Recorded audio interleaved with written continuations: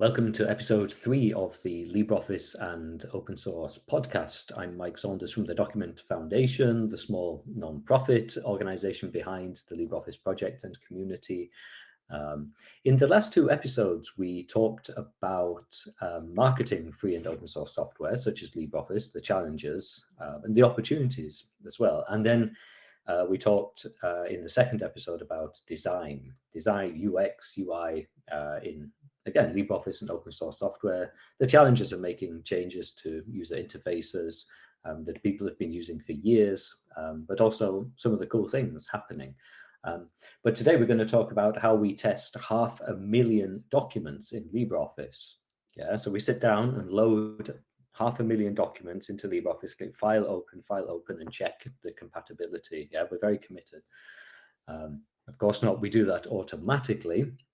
I'm going to talk about that a bit later, because we're talking in general today about LibreOffice QA, quality assurance as well.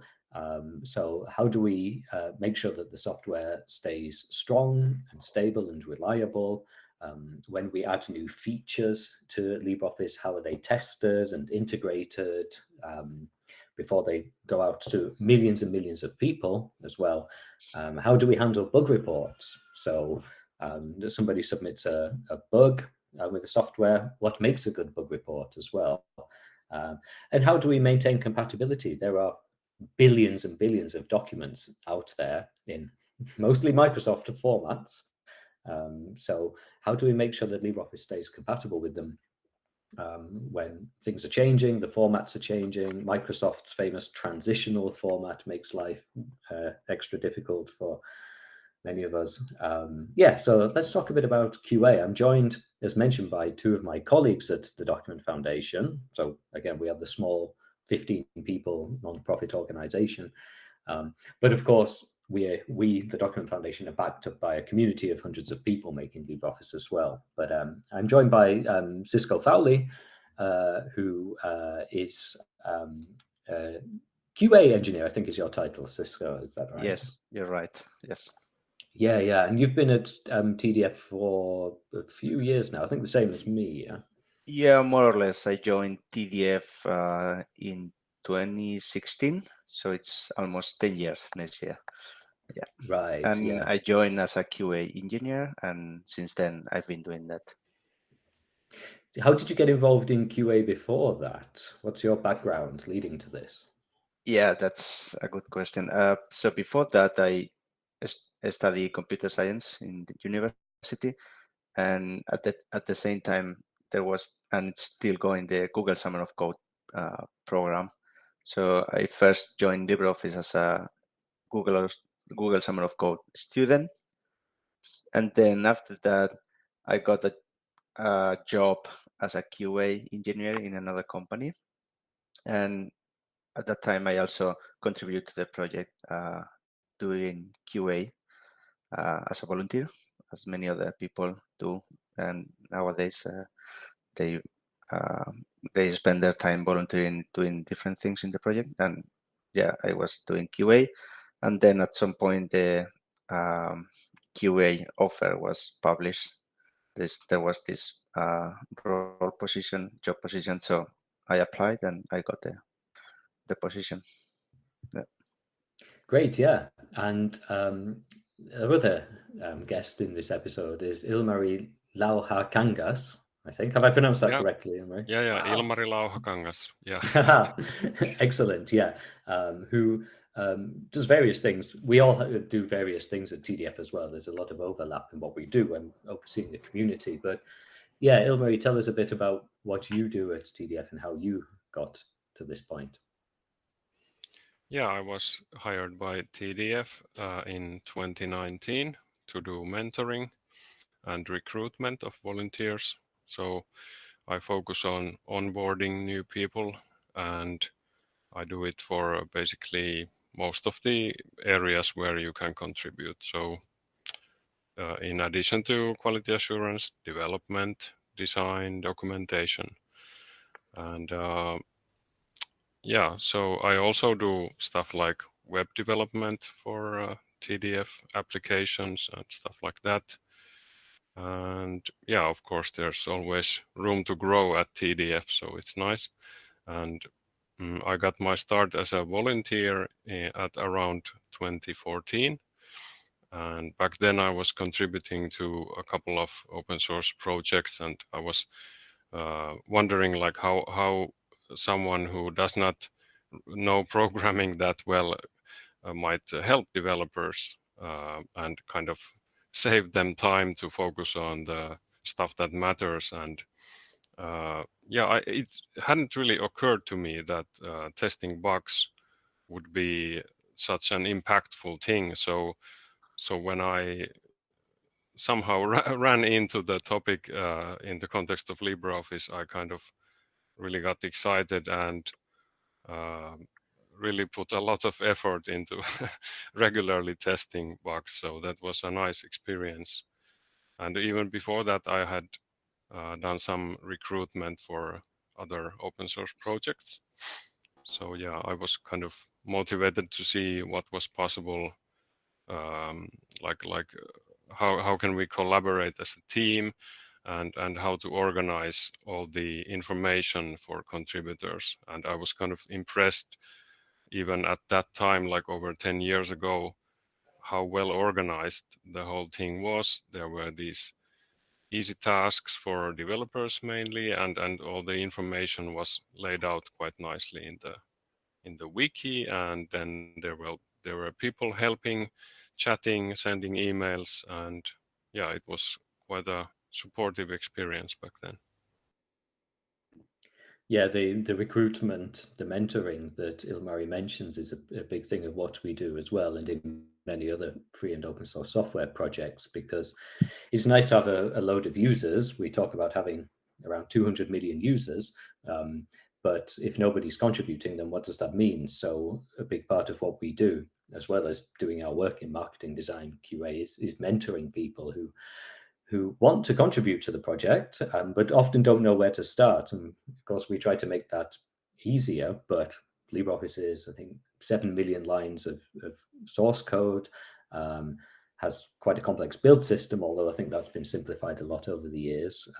And so when people come to us and say, I want to contribute, but where do I start? I'm daunted, then Ilmari often does interviews with them, just a chat to say, right, where do you want to, instead of sending people straight to a big wiki page, which is helpful for some people. They like that approach, but often it's nice just to have a chat and say, right, what do you want to do and where can we get started? So, and of course, we're a hugely international project as well. I'm in Germany, Ilmari's in Finland, and Xisco's in Spain.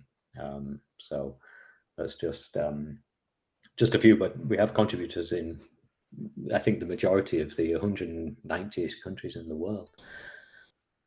Yeah, and it was nice for me to discover like bug testing. I didn't have any experience, any training on it, so everything I know I learned in the context of LibreOffice originally, and it was nice to have such a low threshold for contributing. So you didn't really need to know anything, just follow the steps, and then you can progress to more challenging investigations and yeah. So, and it's also quite a pleasant thing to do, like a very calm activity. So usually when your software crashes, you get mad. But in case of QA, you're glad that it crashed because you found something interesting or you could reproduce something. So there's not that much stress in it as an activity. So that was nice as well to discover. Yeah, and we see as well over the years, lots of contributors in the LibreOffice project who started out on with QA, testing some things, confirming some bugs, and then, as we'll talk about in a moment, but they're moving on to other stuff in the project as well. So I think it is a good kind of on-ramp to contributing. But how does the QA team work then? I guess most of the work is centered around the Bugzilla instance we have. Is that right, Xisco? Yeah, that's correct. So Bugzilla is the bug tracker where all the issues are reported and where developers coordinate and check the issues that they have to fix or they have to work on. So yeah, basically the QA activities around Baxilla, we have to deal with the reports that the users report in Baxilla, and also once we deal with those reports, we have to talk with the developers and try to find someone to work on those reports. And so when a bug comes into Bugzilla, it's not automatically marked as new. Somebody first has to confirm it. Xisco, is that right? Yeah, that's correct. That's called triage. It's basically the same that it's done in hospitals. For instance, when a new patient comes in, we have to do some triaging and see what's the problem. So we do the same here. When a new report comes in, we check the report. We see if the information provided is enough to reproduce the issue, and then once we try to reproduce it, if we succeed to reproduce it, then we try to analyze it and try to have as much information as possible to help developers to to make their life easier. So for them, it's it gets easier to fix those issues. And on the QA blog, which we'll link to in the notes somewhere this video, up, down, wherever they end up, you post monthly reports as well, Xisco, about the number of bugs fixed. Yeah, I think it's often like 400 or 500, I think, or issues resolved. Yeah, that's correct. We have a monthly report where we talk about QA and development activities. It's a picture of what's going on. Not everything is mentioned there because we have a list of top 10 QA triagers, for instance. So it's not like we only have 10 people. We have hundreds of contributors, but we only list the most relevant or the most active ones. But yeah, it's a way to, at least from my point of view, it's a way to say thank you to all these people contributing in QA, to say, okay, your work is it's really appreciated, and well, at least you've been listed here in these metrics, and at least from my side, it's a way to say thank you to them. Yeah, and occasionally on the other blog, on the main TDF blog, we've posted some stories about a bug report coming in and then a developer jumping in 2 hours later to look at something and then resolving the issues. I know that's not always the case. Some things take a lot more time, but there have been some stories of bugs being resolved in a few hours because everyone's in the right place at the right time, and those make for nice stories as well. What I also find interesting, as somebody who's not involved in QA but watches a lot of what you guys are doing, is the ability to pinpoint exactly where a change took place that caused a problem. So we do a new major release of LibreOffice every 6 months. About once a month, we have a point release with largely bug fixes or security updates. But I see that when you guys get a report, a bug report comes in, you can analyze, often pinpoint the exact code change that caused this issue. If it was a code change that made it happen, it could just be another general bug. But if a code change somewhere in the past, in all the years of development, you can identify the exact build of LibreOffice, even a development snapshot. And I think, Ilmari, this is called bisecting or bisecting. I have no idea how to pronounce it. But yeah, so it comes from binary bisecting. So we can say bisecting. So we emphasize binary here because we offer like repositories which contain thousands of runnable LibreOffices. So each code change can be run as a program, as a binary. So this is a very convenient way for contributors to participate. So they don't have to have a development environment, they don't have to wait how many hours it would take to do the building of each of these, like I don't know, 13 tries when you're testing a specific bug. So you might have to do the same steps like 13 times in a row. So it can be a bit tedious, but it's also a very powerful way to help developers. And yeah, so obviously, if we go into practical things, it will take a lot of space on your computer if you want to really have a long history of the different versions. But of course, most of the old issues have already been analyzed, so a new contributor can do a lot of good work with just a handful of the newer repositories. And yeah, it's really nice to be able to help developers in this way, and it's also kind of a way to learn more about the code in a kind of a soft landing way. So you get closer to the source code, you can read it exactly where the issue is and learn about it that way. Yeah, thousands of builds. That must be take up quite a bit of space.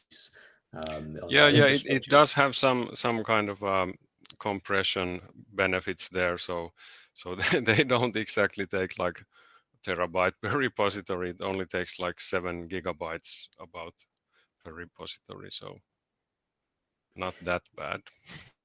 But it's still a very practical thing to have. But where do you even start then? If you get a bug report and you really don't know in the last few years which change may have caused this issue, do you jump between two dates and say, well, it could have happened between a change in 2015 to now, and then we'll go with these binary builds and try and narrow down a time? Or how do you approach it?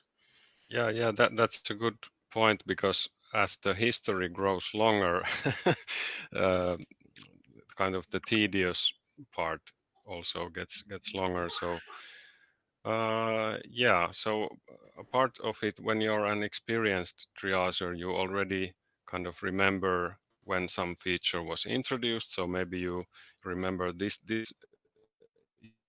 is not inherited from like before 2010 or something like that. So you can immediately select some version that is not super old and then go from there. But yeah, it can be like an intuitive process in a way, but usually you start from a reasonably old version and then check is the bug here, and then kind of bisect it or divide the whole testing process manually first, and then you rechoice when you find the version where it appeared in. And obviously the bug report itself may contain already, like a mention, it wasn't in this version, it was in this version. So then you can see, okay, I'll start with this that the reporter pointed out.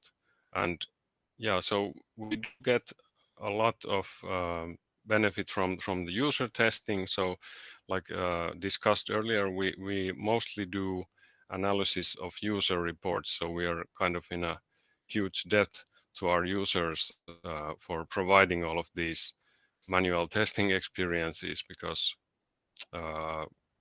we don't really even have time to do manual testing much ourselves. Although that does happen when we test reports, we do discover new issues as well. Yeah, and I noticed in the last few years, one of the priorities has been to keep the number of unconfirmed bug reports down.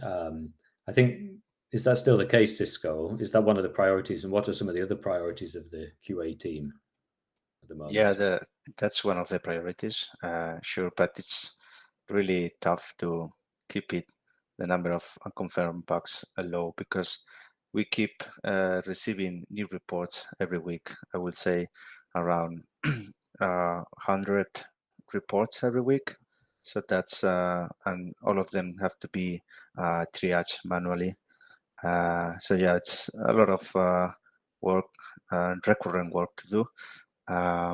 So yeah, we try to keep volunteers that we have And yeah, sometimes it goes up and sometimes it goes down, but yeah, that's one of the priorities, sure.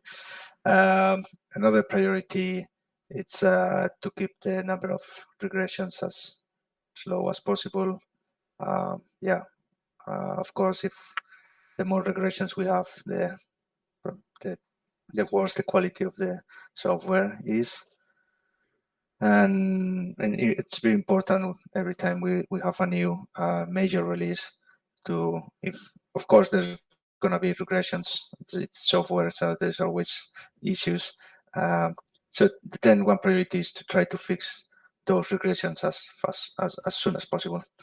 Yeah, that's also very important. So then when we have a new major release, then we can have a fix within 1 month in the next minor release for that version. Yeah, I don't know maybe if, to mention, you mentioned regressions, so to clarify, kind of, you can have an existing feature which worked fine, and then there was some code change which broke something in that feature. That's called a regression. But on the other hand, you can introduce a new feature, but you overlooked something and it doesn't really work like you intended. So that's kind of like a general bug or an implementation issue, however you want to call it. But yeah, the regressions are the ones that they're kind of the target of the detective work. So for the bisecting and such. And sometimes it's kind of unfortunate that we can't go back in history, like beyond, how is it, like 2012 or something like that, around that time. Like we don't get the precise bisecting ability because things get complicated. The build system was not that high quality back then, and yeah, you can imagine it's kind of having a time machine or wishing to have. Yeah, I remember when the LibreOffice project started. Like you said, you talked about 2012 and 2010. The LibreOffice project started, but one of the early I was working as a Linux journalist at the time, and one of the earliest things the LibreOffice project was trying to do was to get modernize the build system. And I guess now looking back at it, it's not just to make life easier for developers and potential developers, but to make it possible to do these tests more easily as well. So, but Xisco, you talked about how a lot of things have to be done manually, like of course triaging new bug reports that come in, but a lot of things can be automated as well. Yeah, at the beginning of the episode, I mentioned this 500,000 documents. Which can be automatically tested. So tell us a bit about automatic testing.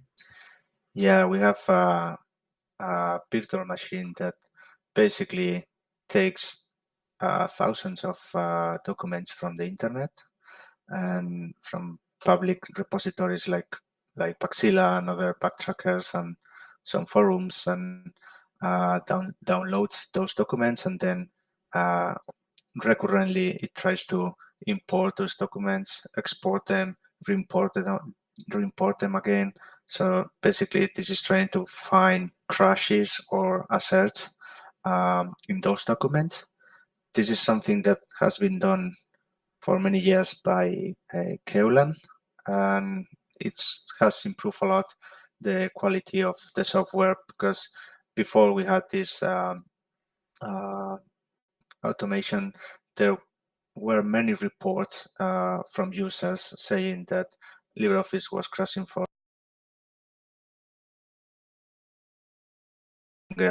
common nowadays. From time to time, we still get reports about crashes when importing or exporting documents, but it has reduced a lot the number of such reports, and it helps a lot in that matter. We also have other kind of automation. We also have unit test. So basically nowadays it's kind of common to see when there is a fix for an issue to also have a unit test for that fix. So this way we make sure that this is going to work forever and in the future we are not introducing a regression for that fix. So we know for sure it's going to work. And at the moment, I don't know how many we have, but we also have thousands of unit tests that has been written and added to the code base in the last years. This has increased a lot since the LibreOffice project started. Before that, we had some unit tests, but recently we have many of them, and it's helping a lot with the quality of the software. Yeah, So just a little bit. Oh yeah, Ilmari. Yeah, about the automated tests, like if we have so many tests, how can we still get bugs? Well, the explanation is you can't predict the future, so you can't really write a test for every possible scenario. So there will always be something due to the complexity of the software. So the test writing is often reactive. So when it's not in conjunction with introducing a new feature, if it's reacting to a regression, then you kind of have this integration test. So you write like a scenario where you kind of simulate what a user would do. You might have some simple document and manipulate it somehow. So it's not like a very small atomic unit test. It's like a more broad test, but it's good because it will also catch things that you might not even know about. So yeah, that's kind of one way of future proofing, but it can never be. Yeah, and it's surprising to see how changing one part of the code might impact on another different part of the code. So yeah, you think that, oh, this change is going to be safe, I'm not going to break anything, and then a few months later someone reports that something completely unrelated gets gets a regression. So yeah, that's the magic of LibreOffice. And whenever I'm looking around on Bugzilla and seeing what new reports are coming in, then when people have to submit a bug report, or when people choose to submit a bug report, they have to fill in different things, different bits of information about the software, because I know from handling the LibreOffice social media side, we also get bug reports via social media, but they tend to be, LibreOffice doesn't work, why not? Yeah. Why did LibreOffice stop working after the latest update with no information which update? So those are not the most useful bug reports because there's no standardization of what information needs to be required. But Xisco, what makes then a good bug report? What does a good bug report that you guys can work with, what does it need to include? Yes, considering that LibreOffice runs on different platforms, different environments, it's really important to provide as much information as possible. If you have to, I don't know, have to record your screen to show how to report the issue, then that's going to be helpful. Providing the document, because many times the document, a specific problem might happen with a specific document, but not with in a general case. So attaching that document is really helpful as well. Providing the steps to reproduce the issue. So yeah, basically, the more information is provided, the better. Yeah, definitely. Yeah, you see the big difference it makes, a bug report with a huge amount of information versus a generic, yeah, this doesn't work. So yeah, we've talked about what the QA project does and some of the different tools as well. So anybody listening to this or watching it as well who thinks, right, I want to get involved, I want to get some experience in QA, I want to help out with the LibreOffice project. Ilmari, you talked about this a bit at the beginning about like how you got involved, and but what is a good way for people to help out and get involved in QA? What steps to reproduce should they take?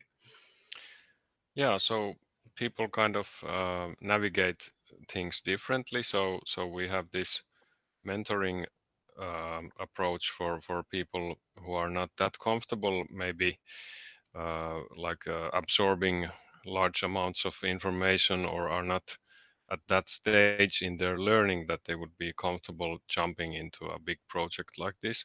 But of course, it's possible to navigate everything yourself. Our wiki documentation is quite clear. It also has like quick start steps, so you can just drill down on the like basic stuff. And of course, we recommend to start with the basics. So get comfortable with simple confirming. It can just be like if you think what is the simplest bug report, it can be like the document doesn't look the same as in some other software. Then you just confirm it. You open the document and notice, yeah, that's true. And there might be screenshots, so it can be extremely simple to verify these reports. But yeah, so in my mentoring, I meet with the mentees regularly in the chat, in the text chat, and I review their work. So we go through the reports that they commented on, and I give feedback. And after a couple of dozen like basic tests, I already introduce this advanced bisecting technique to them, which kind of sounds ambitious, or at least sounded to me when I started doing it, because myself, I took quite a long time to really get into it. Actually, over a period of 2 years, it was somehow daunting to me to get into it. But I kind of wanted to refine the documentation and the whole process of getting into it. And now we are getting quite good results. So depending a little bit on the technical background of the person, we might have them doing bisecting like in a week or two when they were introduced to it. So they immediately can get results from it instead of just scratching their heads for weeks and weeks and trying to figure out what the thing is about. So that's always kind of impressive to me how quickly they're able to get into it. Indeed, yeah. 2 weeks from checking how a document looks to doing bisecting. So yeah, that's cool. So yeah, thanks guys. I think that's a good overview of what we're doing in the QA project and some of the different challenges and opportunities as well. Yeah, anything else you'd like to add? So yeah, for someone new interested in contributing in QA, Ilmari is also doing weekly live sessions where maybe you can talk a bit about those, because I think it's interesting for someone new to see the way you think when you are triaging issues, or like the thinking behind what your actions.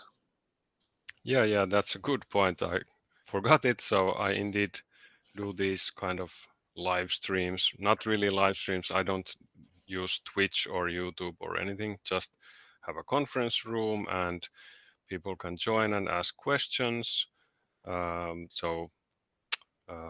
I do it like 1 hour at a time, and I don't prepare for it beforehand, so it's very realistic. I just look at the list of reports and go through them one by one and explain what I'm seeing and what I'm going to do and stuff like that. So it gives like a realistic view of the testing process. But not on Twitch, so we can't make live donations while you're doing it to get some text to speech. Yeah, I don't really understand all that stuff. Like if we had 1,000 people in the chat, like chat is going brrr. I don't it doesn't seem to mesh well with the testing. I would be too distracted. Quite probably, yeah. Okay, thanks a lot, Xisco and Ilmari. I think that was a good overview of what we're doing, especially what you guys are doing, and again, the hundreds of people in the community. When I look around on Bugzilla, and as we're recording this, we're doing a month of LibreOffice campaign, so I collect statistics from Bugzilla for people who are confirming bug reports and contributing. A lot of new volunteers as well. So it really is a big group effort. And again, anybody, I think it's a good way for anybody to get involved. Yeah, the simplest things, comparing a document, saying, oh yeah, this bug report, the same thing happens to me in this version on this operating system. So I think it is a really useful, genuinely useful way to jump into the project, help out, and make a difference as well to the software. So yeah, let's wrap it up here then. Episode 3 of the podcast. We have more to come, covering different topics as well in LibreOffice. So thanks, Xisco. Thanks, Ilmari. Thank you. Bye-bye. Yeah. Bye-bye. Thanks.